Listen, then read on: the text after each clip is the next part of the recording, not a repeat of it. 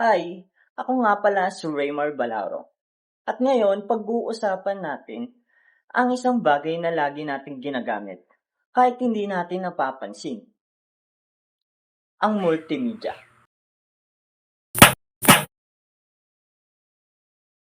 Pero, ano nga ba ang multimedia? At saan ba ito nagsimula? Ang salitang multimedia ay galing sa dalawang salita.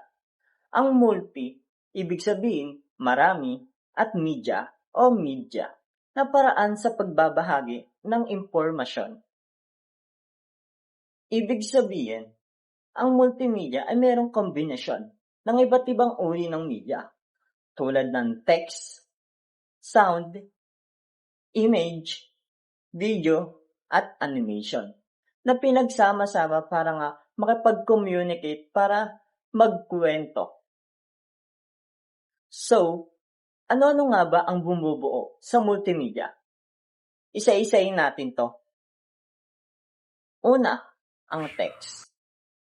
Ito yung mga salita o letra na ginagamit para mapaliwanag o makwento o mabigay ng impormasyon. Gaya ng mga nasa books, articles, o kahit yung caption sa social media.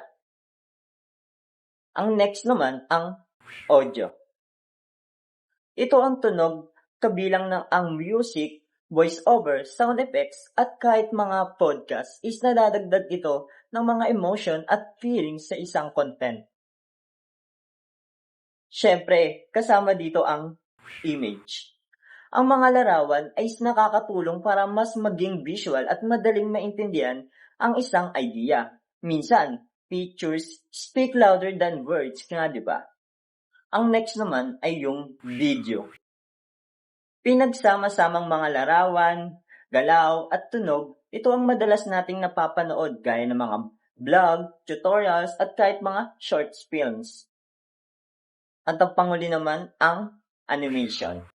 Ito yung gumagalaw na graphics. Kadalasang ginagamit ito sa mga complex or mga mahirap ipaliwanag na ideas or mga ideas na fun at nagiging creative ay yung paraan na ito.